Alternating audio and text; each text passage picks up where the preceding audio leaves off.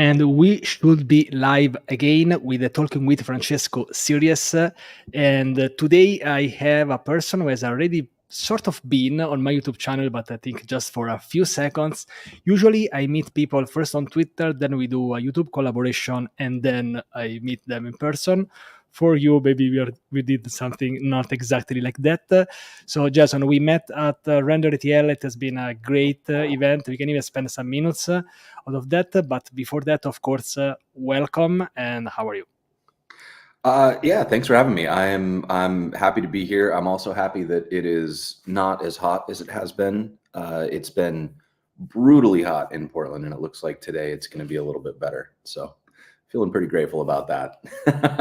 Yeah, and of course, just for you, for your audience, I turned off my fan and then my air conditioning. So I hope you appreciated this just for the audio quality reasons. But we need to suffer as creators. So this is usually what happens. Yes. So Jason, I want this to be really an open coffee chat because usually like. Instead of doing like a coffee chat, just me and you, we can just go here, have a nice chat. So, Jason, please introduce yourself. No, you mentioned Portland, but I want to know more about you. And of course, then we talk about video creation. Thank you. Yeah, for sure. So I'm Jason Lengstorf. I have been building stuff for the web for a little over 20 years now. I've worked in just about every role that you can. I was a freelancer. I ran an agency. I've worked as a front-end architect. I've worked as a principal engineer. I've also worked as a developer experience and DevRel. I was the VP of developer experience at Netlify for a little while. I was their acting VP of marketing. And now for the last 18 months, I've been independent running Learn with Jason as basically a content creation consultancy for other companies, as well as a production house for developer focused content. Yeah, I'll stop there because I could talk about it all day. I know. Now I remember that probably I saw you doing something with Netlify, I think a couple of years ago, but we were not that much connected. So your concept is really interesting, like doing this as a service, because I think that the video creation is in high demand, like, and especially short video. But we will talk about this. We will get there, I would say. Before we go into that, and of course, hi everyone. I hope I have a series with like 50 videos about Web3, so you can check them out. So started. Jason, how did you get into tech? You mentioned like many different roles, but like maybe we can talk about like the initial phases, and then we get like into this. I really like this transition, honestly, but I'd like to know a bit more of the beginning. Yeah, so I got started because I was in a band and we needed a website, we needed tour posters, we needed merch. And so I took on the role of being our sort of in-house designer, in-house web dev. And I just kind of figured it out. At first I like pirated a copy of Photoshop so that I could make tour posters. And then I learned how to customize a MySpace page. That was my first bit of code. And then decided I was going to build our website. So I climbed into, at the time it was, table-based design. I think it was right when CSS came out was the first time I tried. And then, years later, I actually started building real websites with like full, I was actually learning CSS. I was actually learning how HTML worked. I did Flash-based work for a long time because, we were a band. I needed a way to play our music and make it so that people couldn't just download the whole album. So I got into the ActionScript and Flash Player so that I could, like securely play music on the internet. And then when the band broke up, I realized that running that band was effectively running an agency with one client, where I was a web dev agency for that band. So when the band broke up, I realized I didn't really want to, we were touring really heavily. I played 200 shows a year. We were basically living in a 15-passenger van, and I didn't want to do that anymore. It was hard on my body. It was hard on, I would go get a job for like a week just to get the $60 paycheck to pay my cell phone bill before we go back out on tour. You know, it was rough. So I realized that wasn't really what I wanted to do anymore, and instead just open up an agency for real. And I say agency, but I was calling it an agency. I was the only person there. Over the course of the next 10 years, I grew it to be 12 to 15 people, mostly subcontractors, burned out super hard, and then went into contract work for a couple companies. I worked for a company out of Toronto that gave me a great contract, and that let me recover from my burnout. And then from there, I went to IBM, and that was where I kind of started what I would consider my inside tech career. You know, I went IBM, then Gatsby, then Netlify, and now independent. Nice. Thank you so much. And of course, thank you also for being so open, talking about like burnout, because I think this might be another topic for a whole new episode, because I think people need to know about this and now they can overcome it. They are not alone, I would say, if you feel burned out. So thank you so much. I really appreciate it, Jason. Nice. So you were the one man person, one man web agency for your band. But what about the video creation? Were you also doing like video creation for them, or like when did you start like creating videos, let's say more on a professional level, or like you thought that this could have been like your job, or maybe during your tech career? I've always been interested in video, and I did make a couple tour videos on a handheld camera when we were a band, but I never thought of it as a job. It was like a thing I did because we needed to promote the band. And I think the first time that I really thought about video was about 2018. I did live streaming as part of trying to figure out how to run a DevRel program at Gatsby. And that live stream morphed a little bit over the first few months, but it eventually became Learn with Jason, which I've been running for 6 years now. I'm about to cross 400 episodes of the show. And the format is 90 minutes live on stream, pair programming with an expert from the community to learn something, usually in web dev. And prior to that, I'd made a couple videos. Like I have a couple videos on my YouTube from 2015 or 2016 where I was like working on a Node server, and I made a video about how to stand up a Node server with Nginx and cert from Let's Encrypt back when that was new. And you know, so those were my like first tutorials, and I kind of got a false taste of success because those tutorials ended up being really successful. And it took me a long time to get anything to even sort of approach the level of success those first ones had. So I was kind of like, oh crap, well, maybe I peaked here. But I think, you know, that the video creation stuff was it was a slow burn because I was doing it as a supplement to my day job, as a way to sort of, I was looking at how do we make all of the content that we do multimodal. And the idea was, you know, can we make a video, and then that video turns into, well, it was a live video, and then that live video turns into a recorded asset. That recorded asset turns into a blog post. Maybe that blog post turns into a tweet thread. Maybe that tweet thread gets enough, gets enough visibility that we turn it into a conference talk, right? Like, how do we reuse content in as many ways as we can? That's always been a core, a core motivation is what I've called multi-leveraging, what Sarah Drasner calls much more memorably scratching multiple buffalo with multiple sticks. And so, it started as like a way to stretch content further. And over time, I've realized that I think it's the most effective way in the current climate, like in a post-pandemic world.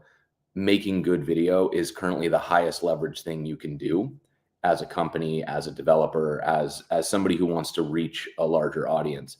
I don't think there's something you can do that has higher leverage right now. Thank you. And I resonate a lot with this sort of like recycling stuff or reusing, we can say. So like maybe because people like different format, so this is, and maybe can be interesting because maybe we have the same concept, but this can be done in many different ways, especially the part with conferences. Yes, I try to reuse some parts, or just make some tweets and some short pieces, let's say, that then all together they can become a talk too. Yes, thank you. So before we keep going, we have one question by OP. How do you create these tech videos? When I try to create, I can't explain what's actually going on. No doubt I can do coding stuff, but I can't explain. And I think this is a problem that many people have. You can be a great coder, but then be very bad at making videos. That would be absolutely fine. Yeah, I think it's ultimately it's a separate skill set. Like being able to articulate something is a skill set in and of itself. And I think that a lot of times we look at coding skill as being sort of the only bar that we have to reach.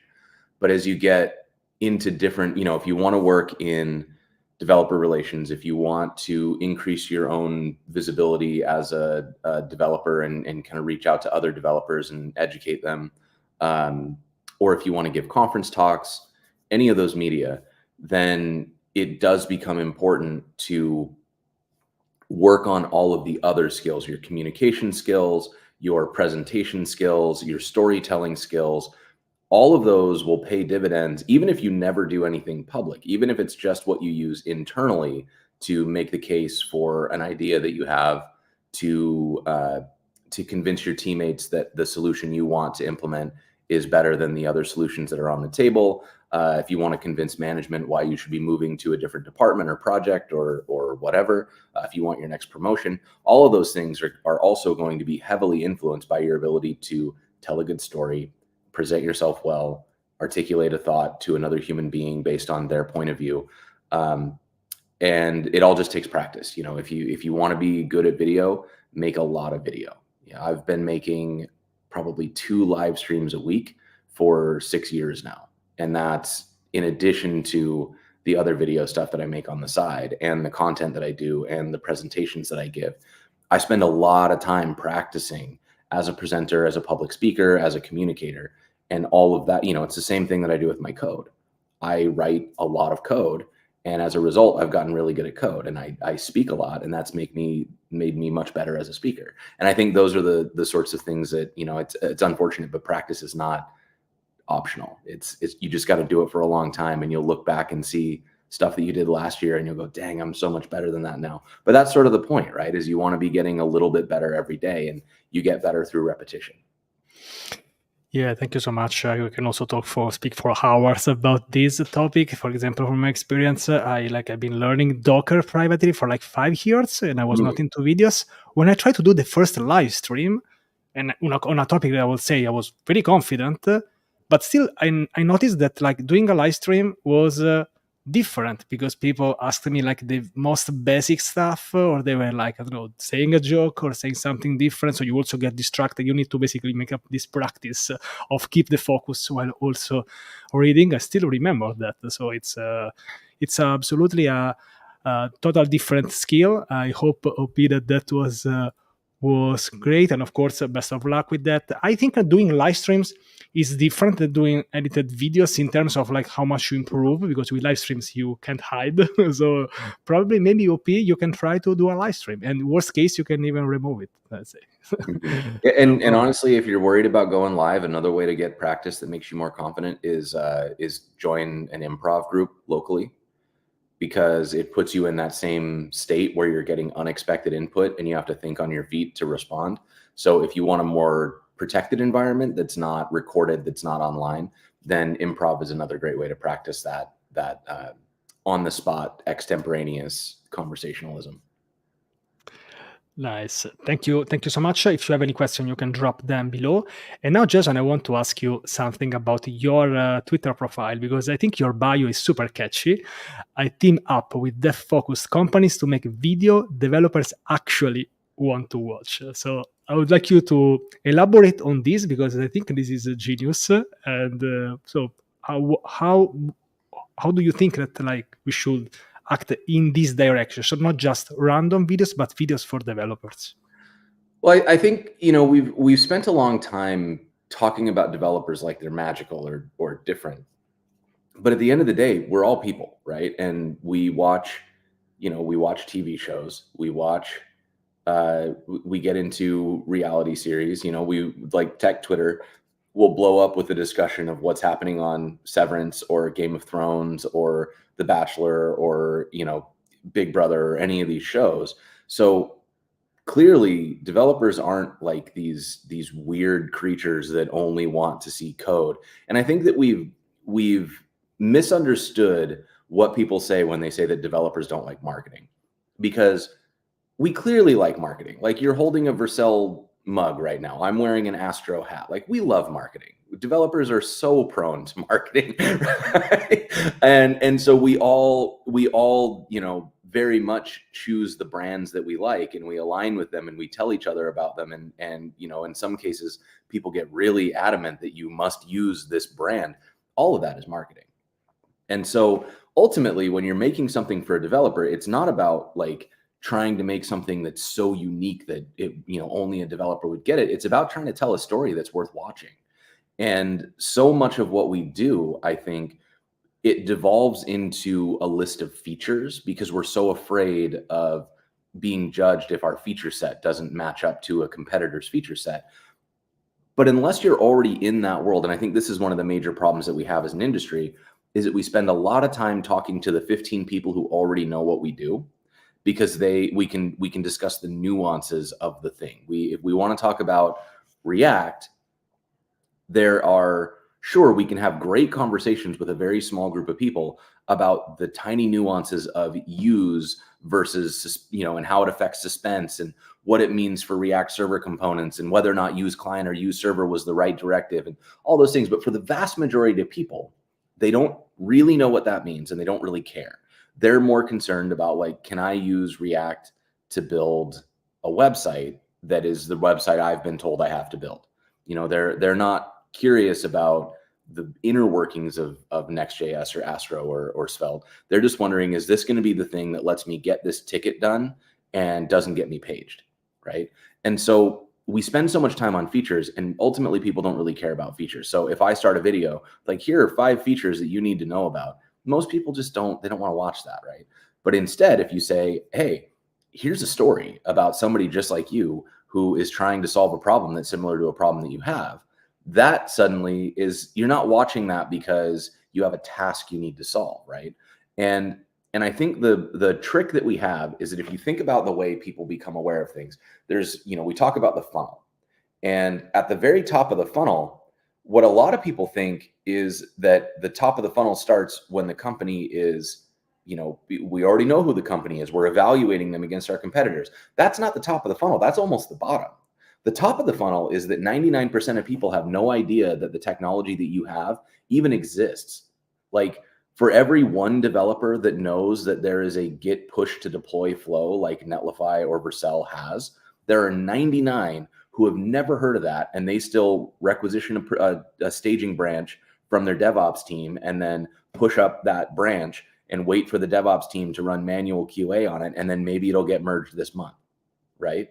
Those devs are the ones that we're actually trying to reach at the top of funnel, but we spend so much time bickering between competitors that we ignore 99% of the market that has no idea that we exist.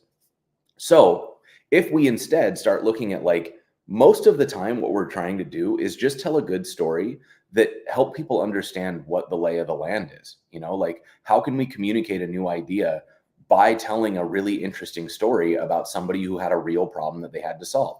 How can we get a group of developers together and have them try out new things in a fun and supportive environment so that it feels like watching an episode of the Great British Bake Off?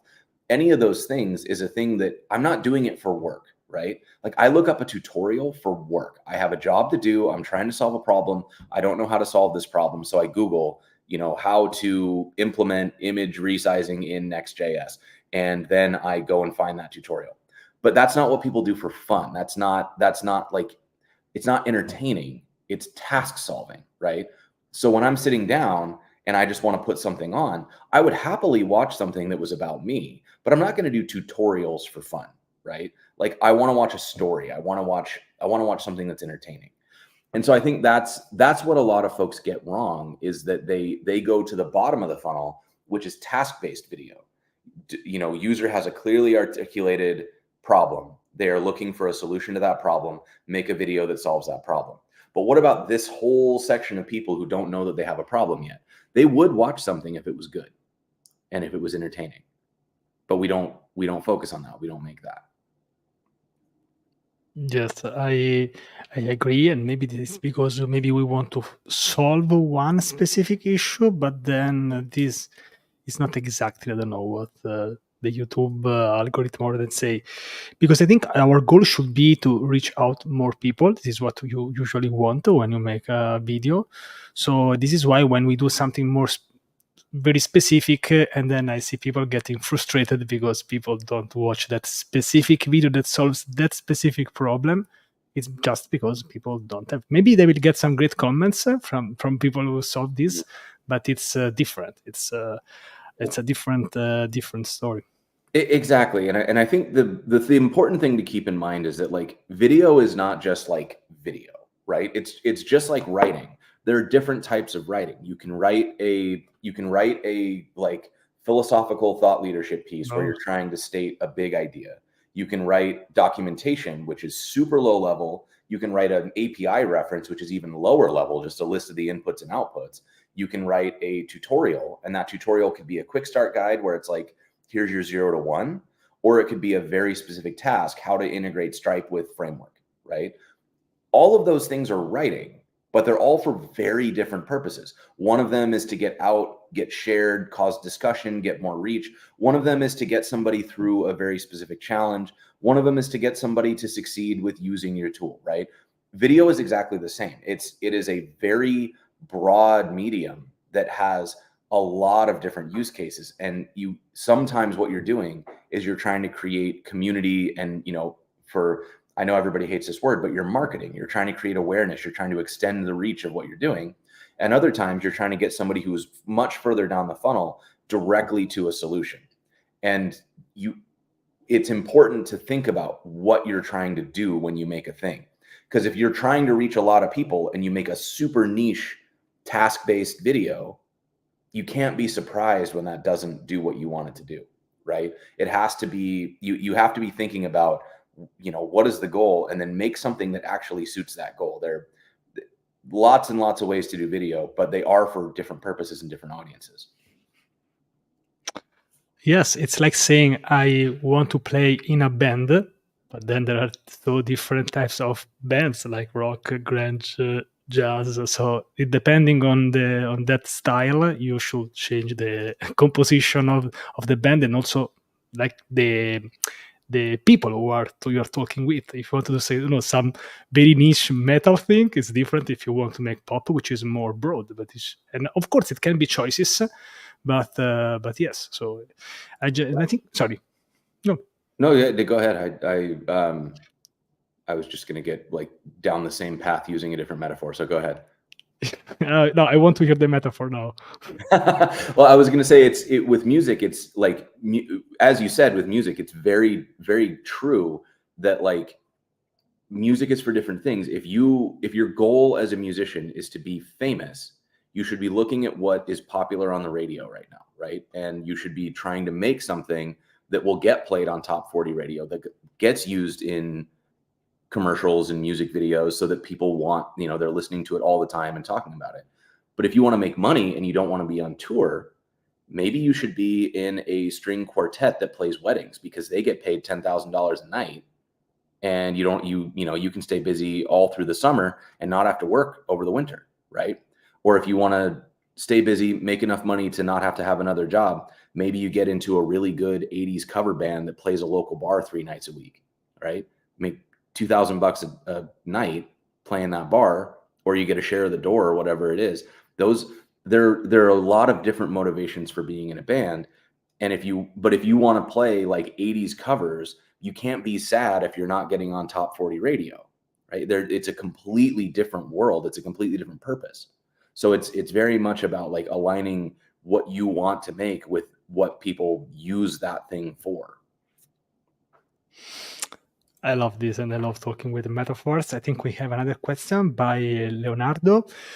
When you create the video, somehow it doesn't get as much as reach it should get. I don't know, based on what.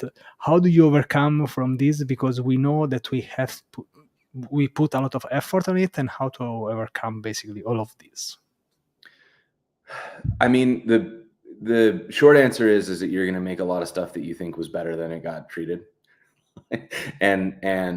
So the way that I have tried to look at it is that if I'm proud of it, then it succeeded. And the point isn't to put all of my effort into one video, and then if it doesn't work, I've wasted all my time. My goal is to make as much as I can and be proud of everything that I make, so that when I release it, I don't care if other people like it, right? Now I'm measuring whether or not things hit. And I think there's stuff about positioning, right? Like if I made something that I'm really proud of, like there's a video I made that I think is one of the best videos I've ever made, but it's for me. And when I thought about it and why it didn't do very well, it's because it was a video for me. I was like telling myself a story, and it didn't really have any relevance to other people. You know, I was just kind of having fun making a video. And when I've thought about how videos are, you know, what story am I telling to somebody else, it helps me think about at least how to title it, what to put on the thumbnail, you know, what to say when I share it with other people. And what I've noticed is that with practice, I'm getting better at this. I'm still not good at it. Like there's a comment a few later that I'm like one of the most underrated devs on YouTube. It's because I'm one of the worst at marketing. I am terrible at the thumbnail and title game, and I'm practicing and I'm getting a little bit better. But I think a lot of it is that, you know, you can make a video for yourself and be proud of the output, and that's enough. And if you want to get more reach, then you have to be thinking about who's watching it and why. And that's a lot of what we've already been talking about. Yes, I agree. I think that there is also a new YouTube thumbnail A/B testing. I started to use that, and I think it's super useful. I also made I tried on purpose to make a poll on Twitter asking like on which one would you click, and it's like the opposite of the result on YouTube. So you need a real A/B testing. My thumbnail game is exactly broken because every time I do a test, the worst one, in my opinion, is the one that performs the best. Same for real. I don't know what's wrong with me. One quick question before they are asking, how do you position quartet band or top pop band as a YouTuber? I don't think I wouldn't classify myself as either of those things. I would think of myself more as like they're musicians that are just kind of like quietly doing stuff, and they've been doing it for a long time, and you can kind of tell, and you hope that they get a moment. Like I think an artist that got a lot of attention for a while and is sort of faded into the background, but is still making a ton of music that everybody who pays attention seems to like, is like Bon Iver, you know, Justin Vernon. And he's created tons and tons of music. He had that one album that, you know, kind of went wild and got him on Saturday Night Live and Kanye West albums and stuff. But after that, he's sort of been quiet, right? Nico Case is another great example of an artist that I love that is doing really well and has a strong following, but isn't a top 40 artist, right? I think that's where I'm destined to stay, because I've never been willing to do the attention hacking things, because there's some stuff that you can do on YouTube that will work every time. Like if you come up with something dramatic, if you come up with something that everybody does wrong, or that everybody misunderstands, or, you know, I hate X because, and then you don't say why until you watch the video. Like, of course people are going to click that. But the challenge is that also it creates a feeling. And when you talk to people who watch a lot of tech Twitter, a lot of tech YouTube, there's a sort of general sense of like, oh, I'm worried that I'm getting it wrong. I'm worried I'm using the wrong thing. I'm worried that I'm going to get replaced by API or by AI. And that's not really the the feeling I want to project into the world. Like I like to think of it as the difference between having followers and fellow travelers. And I don't ever want to be seen as like the leader of a movement or like the most important person in the room. I want to be somebody that you consider your friend Jason, who is helping people, maybe see something they hadn't seen. Like I just want to share cool stuff that I'm learning and introduce you to my friends that I like so that you can know the same stuff that I know, right? And yeah, I hope that that's the energy that comes off. And I think that necessarily means much slower growth. Uh, because again, I've been doing this for a long time, and I don't have nearly the growth of a lot of the folks who do the dunks and the hot takes, and I'm just okay with that. I don't think that's what I want to be. And so I'm embracing slow and steady, and the fact that if you look in my comment section, it is almost 100% positive, and I feel really good about that. I think I've built intentionally a community that I'm really proud of, and that feels like the kind of people I want to surround myself with. Yes, I really feel you because it's. I think that playing this long-term game, it's first of all a bet because we don't know for how long we can do it. But You I know, mean, yeah. I actually, so this is something that really interesting because I've heard like short-term game, long game, things like that. There's this concept. Have you ever heard of the concept of infinite games? Not sure. So there's this book. It's kind of a dry read, and I'll give you 3 sentences that mean you don't need to read the book. But there's finite games and infinite games. A finite game is a game that you play to get to the end. You want to win, lose, and then the game is over, right? An infinite game is a game that you play for the sake of playing. There's a jet flying over my house, and it sounds like the house is going to come down. So an infinite game is it's never intended to end. In fact, if you end an infinite game, you screwed up.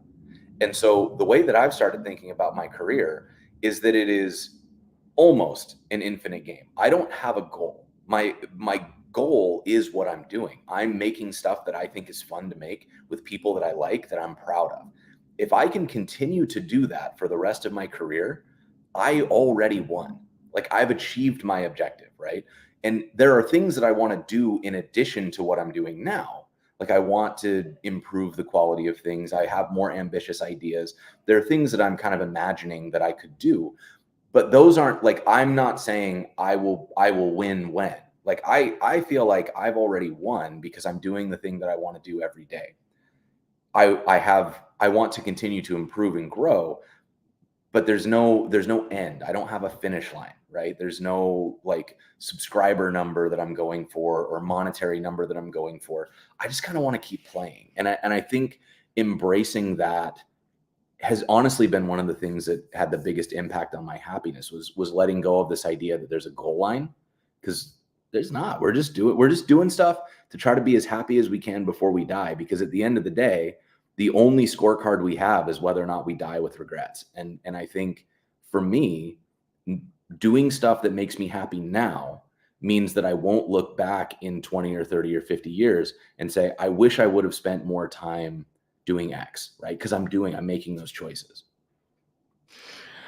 Yes, I really agree with this mindset. It's very similar to mine. It's probably not for everyone. I don't know, but it's. I I mean, if we focus on what we really like, at some point something happens. Because, for example, this has been Exactly. exactly what I did with YouTube. I started doing these videos. I started this series almost by mistake. I just published a coffee chat, and then I kept going. Now I'm here talking with you, and so it's really our personal journey, and then we will see what to do. But yes, I don't want to live with regrets, for sure. I want to do everything I can. I want to go to render. I want to take planes and other stuff, and then we'll see. I don't know, at some point I'll do a bullet point of things I did right and wrong, but I still have some time, I would say. I try to answer Bob because he made many questions, so let's do a really quick answer. How do you find your audience, or did your audience find you? I think it's a little bit of both, right? Like I've thought of, like, I don't have a niche. I don't choose a type of content and then make content about that. I try to just share what I'm interested in. And so if you look at my Twitter feed, for example, you'll see that, I'll get into a minute where all I want to talk about is cooking.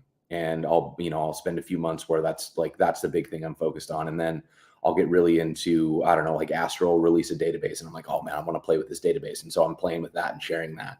Or I'll get really excited about a band. Who knows, right? There's a lot of things that I'll get into, and I just try to kind of share it all. And what I've found is that, again, it's slow and steady, but you just sort of attract people who want that same thing. And I think that the way I look at it is I think about it the same way as making friends. Like, if you go to spaces where people that have overlapping interests hang out, after a few times of hanging out with somebody, you start noticing, like, you know what, you're pretty cool. Like, I want to spend more time with you. And that experience leads to, you start to feel connected to somebody. Right. And I think that what I've noticed is that the same is true with online. If you just sort of present yourself as who you actually are, like the whole of yourself, then people notice that. And over time, they just sort of form an opinion of you that's pretty close to what you're like in real life. So that when you do meet in real life, you can fall right into a good conversation that feels authentic, because you kind of already did that pre-work of getting acquainted, right?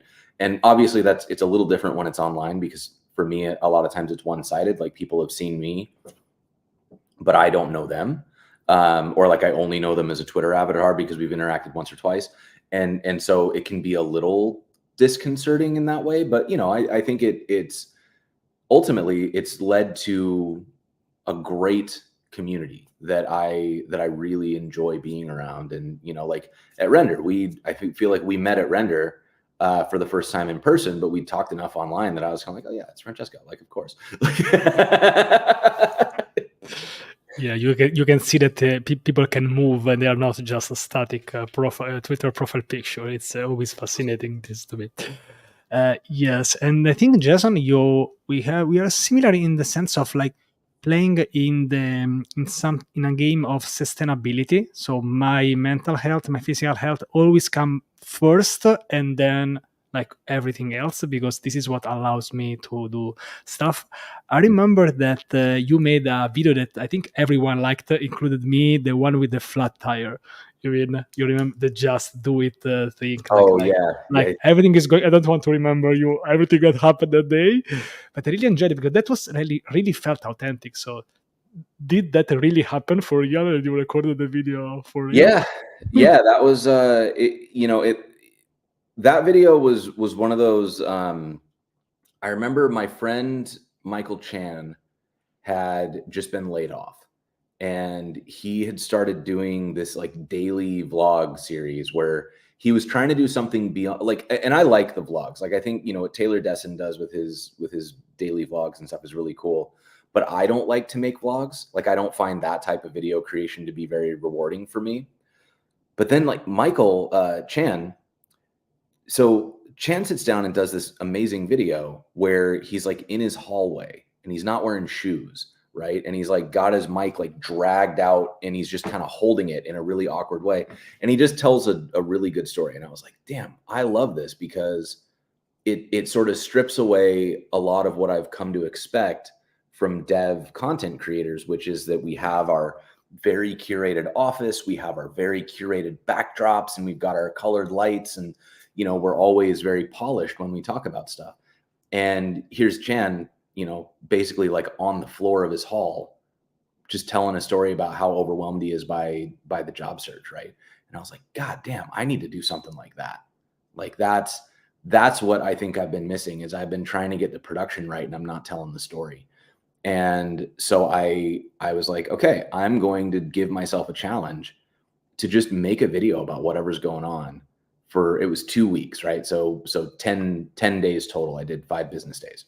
And so I just like sat down and made these videos. And every day I didn't really know what I was going to talk about. I didn't know where I was going to be. It was just kind of like, keep the camera on me. And when I've got a spare minute, you got to shoot something and you got to get it edited and published that day. So like, remove the ability to overthink it, remove the ability to overproduce it. You just got to go. And that first video, I considered doing them all like that, but then I didn't want to. Like Mark Texan does this thing where he gives these great like motivational speeches in front of a white backdrop, and I was like, oh shit, I don't want to like accidentally like muscle in on Mark's style. So let me try to make these different every time. And so I got to play with. I was also trying to learn cinematography a little bit.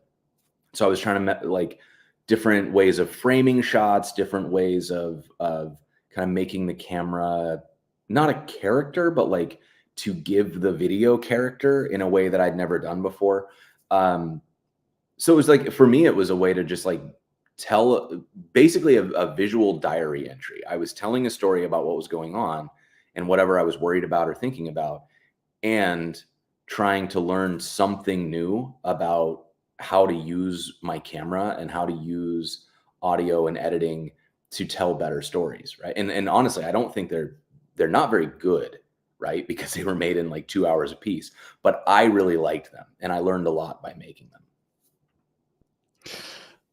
Thank you, Jason. And of course, the story always wins, let's say, over everything else. But and yes, people do different type of format, but I think that the format is also tied to that specific person. I don't know if I try to make a 100 seconds of something, it's not the same as Fireship, even if the video is very similar, because he's known for that specific format. Especially if you start with a new format, your audience probably at some point they don't know it. I think you gave me a serious yes here. Now we have 5-10 more minutes for Q&A session. We have many questions, so keep dropping them. Let's see if we can be faster. I don't know if we can win this race, but let's try. Jason, any plan on streaming your live coding sessions? Yes, I stream solo on Tuesdays, a lot of Tuesdays. And like yesterday, I did a 3-hour session where I coded auth and I put the clerk auth into an Astro site, and I was trying to do it with no JavaScript, and we got a Stripe subscription plugged into all of that. So I do live coding quite a bit. Sometimes the Tuesday streams are more chatty, like philosophical, like let's talk business, and other times they're live code. It just kind of depends on what. Really, I kind of leave it up to the chat. Like if the chat's got lots of questions, we go Q&A. If they don't, I work on a project. Nice, thank you. One question by Hermit. What should you do if you don't see any growth or very slow growth? I don't know if you're talking about a specific channel or like, I think you're talking about social media or not. So the thing about growth is that if you proxy growth with network and community, it starts to make a little bit more sense. Like if I make a bunch of stuff and I'm in my room and I like tell it to my wall, I'm never going to grow, right? If I am actively seeking out people who might like the thing that I do and I'm becoming part of that community and then sharing the stuff that I work on, then I'll find people who like the thing that I do. But I think the thing that's hard is that content creation is like 40% making the thing and 60% figuring out ways to tell people about it. And you have to be willing to say the same thing on Twitter 6 times because the algorithm isn't going to show it to everybody. So you just got to keep sharing that video, even though you're sick of talking about it. Because, you know, I remember the most stark reminder of this. Anybody who knows Kent C. Dodds and has been following him for more than a couple of years probably remembers when he initially launched Epic React. When he launched Epic React, if you follow Kent C. Dodds, you may have seen him talk about that video about 1,000 times. Like he was constantly reminding people about Epic React. And at one point he put up a poll, and the poll said, hey, if you follow me, have you heard me talk about Epic React? And a solid 50% of people hadn't. So even if you feel like you're talking about it until you're absolutely sick of it, a lot of people won't have seen it. Now you got to talk about stuff beyond that. Like Kent is a very talkative person. So he's sharing all sorts of things, and he would just every 5th post, he would put something up about Epic React. I thought that was a really clever strategy. And you can see in the results how much he's grown. Matt Pocock is another great example where he did the same thing. He talks about total TypeScript constantly. And that has led to a lot of people knowing him as the TypeScript guy. So if you're not seeing growth, I would say, make sure that you are getting people to look at your thing. So the thing I look at is impressions. If I am getting, 0 impressions, then it doesn't matter what content I made because nobody's looking at it. So if I make something and I can get a lot of impressions and then people aren't looking, now I know that I need to work on the content. But the first thing is to just see if people want to watch, and you have to get them to look at it first. Yes, of course, and also it depends on what we're doing in your life. For example, there was a period the last year that I was literally traveling basically all like for 3 months. I've been constantly traveling, so of course my YouTube channel was a bit stalling, but that was expected. So you can't expect, to don't go to the gym and then grow muscles. So sometimes we just have to be honest with ourselves. Maybe you have been focusing on something else, which is great. By the way, meeting people in person is great, and now you can go back and then go focus. So nothing wrong, but just be honest with yourself. You can't expect random growth. So of course, shout out to Taylor Dessin. Of course, he does amazing videos, and so amazing person. Yes, I wanted to talk 5 minutes about public speaking and how this can be connected with the video creation. So, as a public speaker, how you are ready for a random question for which we are not ready at that time? What will be your response? And if somebody asks me a question and I don't have a good answer, I'll just say I don't have a good answer, or I don't know enough about that to give a good response. Because I think I feel like we worry a lot about needing to know everything. The people I respect the most are the people who say they don't know, because I think nobody knows everything, and anybody who represents that they do, I immediately don't trust. Yes, and the fact that you step on a stage doesn't make you like that you know everything. Some people, they think that once you do the 3 steps and you go on a stage, you just know everything. This is absolutely not true.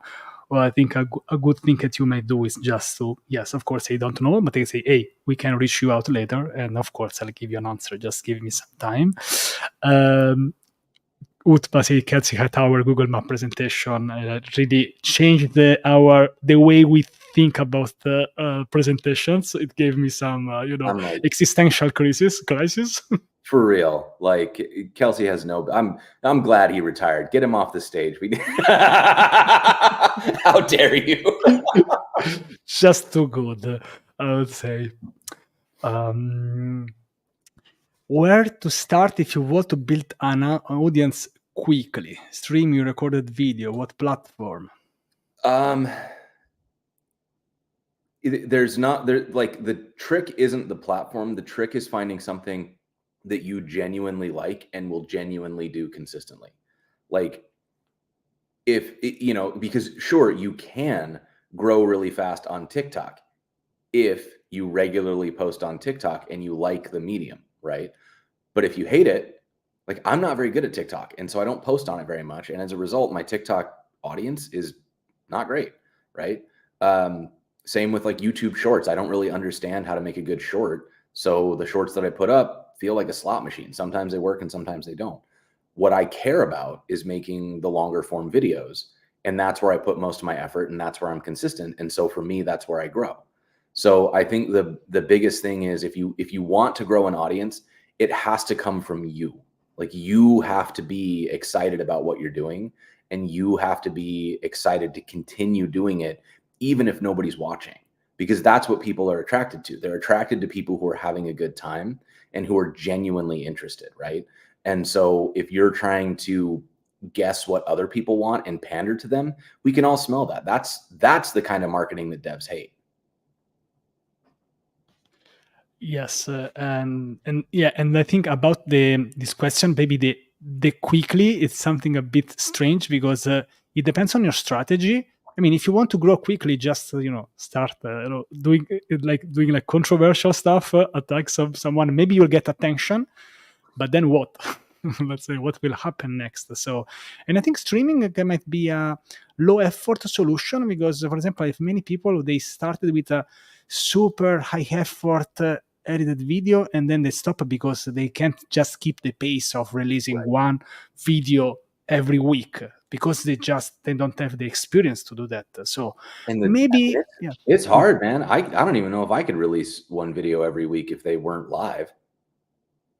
Yeah, for example, I record a video on Saturday, a tutorial on Saturday, and I post it on Tuesday. But basically, I go live to record the video. This is the only way that allows me to keep doing one video per week. And I mean, I also have some experience. So streaming I think streaming is something good that apart from the output, you improve, because once you start doing live sessions, you can't hide anymore. It's like, I don't know, going to the gym publicly. You can't hide anymore. You need to do stuff. So this is what I like about live streaming. And if you live stream regularly, you will see an improvement. Maybe not in your day-to-day views, but you see an improvement in what you do.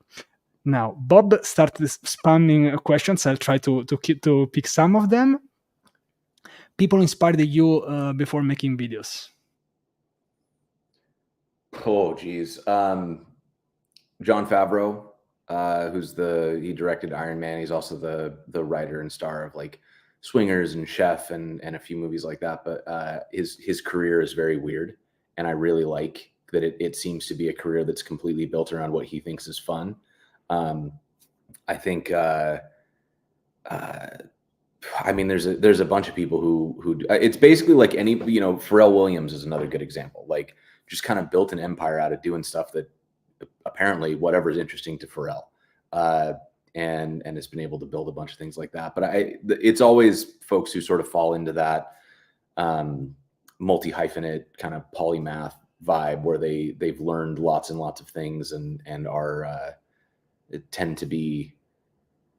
They're not in a lane. They're sort of uniquely themselves. I think that's always been a big inspiration for me. Thank you so much, Jason. We have a couple of more questions. This is very interesting. Let's see if we have the same answer. I'm curious. Which part is hard being a content creator, video content creator? Shooting videos or editing videos? Yes. not the answer I was expecting, but a very good one. Sometimes I reply like this. I think, so I guess my answer based on my behavior is editing, because I've hired editors. But I think that every part of video is hard. And I think that it takes, it has to be something that you enjoy, right? Like it's sort of like doing any other art. You can't just sit down and like it just happens. It's deliberate effort to make something that you're proud of, and it's deliberate effort for long periods of time. So yeah, from my perspective, like the whole process is hard, but that's what makes it fun. That's what makes it rewarding. Nice, thank you. And let's go with the last question. And I think that then we are done. But we had a couple of more, but let's go with this now. So we talked about burnout at the beginning. So what do you like to do to decompress at the end of a busy day? If making videos, do you decompress? Yeah, I do. I do a lot of like dinner parties. I like getting, in my opinion, the perfect size group is 6 to 8 people, and you go to a restaurant and you order one of everything on the menu, and then you're able to kind of share everything. You have a good conversation with friends. You're trying stuff that you wouldn't normally try, and it just ends up being it's a good enough size group that you kind of break into 2 sub conversations. And I think that makes for it's a good human connection and a good way to sort of have a shared experience that has led to some really close friendships. And it's really hard to get too worried about work when you're, sitting across from people you like, sharing food that's really delicious. Absolutely. So now we need to make an episode about music, an episode about food. So Jason, I think we are set for a while. Thank you. So we are about to close. Jason, thank you so much. This was an open coffee chat, so I know way more about you, and this makes me really happy. Final question by Utba. How much time you guys spend on planning the videos? How much time do you spend planning a video? Me? It depends on the video. I give the senior developer answer. For example, for the Rust series now, it's easier because I already have like the official documentation, and then I just have to turn into a tutorial, so less thinking, which is great. Otherwise, it can be involved even the 50% of the time. It depends. If I know what to do, I try to plan like in advance. So usually the content I plan are like months in advance, and then I execute. But it's impossible to give an answer here because I do different types of formats, different types of things. So usually, I think I can say it's like for thumbnails. It's more than you might think. That's my answer. More than you might think is a good answer. Yeah. It depends a lot. For my Learn with Jason, for example, it's probably an hour or two. Like I intentionally go in with low prep. But for something like Web Dev Challenge, I've probably spent 80 plus hours by the time we turn the camera on. So it's, very much depends on what we're making. Yes, absolutely. And last tip that I can do is write those good ideas down. Otherwise, you'll just hate yourself for the rest of your life. So I'm trying to get this good. Yeah. Figure out what the fastest way for you. Like I send myself an email, but a lot of people have like a note stock or whatever they use. But if you have a good idea, just send it to yourself. Like, yes, you feel like a dork when you have to stop talking to your friend to shoot yourself a quick email, but you will not be sad when you go through and you go, oh man, that was a good idea. Let me put that into the hopper. Yes, and then you check your phone. Hey, I have an email. It's me. Okay. Okay, Jason, thank you so much. I really appreciate that, and of course, the best of luck. We left the links to Jason below. I want you to reach 100K as soon as possible. I'm sure you will reach it, but I want this to be faster, to be as quick as possible. But I'm sure you will get there, Jason. Probably we will meet again at some conferences at some point. And yes, thank you so much. Of course, Greenstream, thank you. Food and Friends, of course. The secret is that we go to conferences, of course, for food, but officially we go there for tech, Jason, thank you. I really appreciate it. And yes, best of luck with everything. Let's keep in touch. Maybe we'll find ideas for collaborations in the future. Okay? Yeah. Thank you so much for having me. This was a lot of fun. Thanks, everybody. Thank you. Bye-bye. God.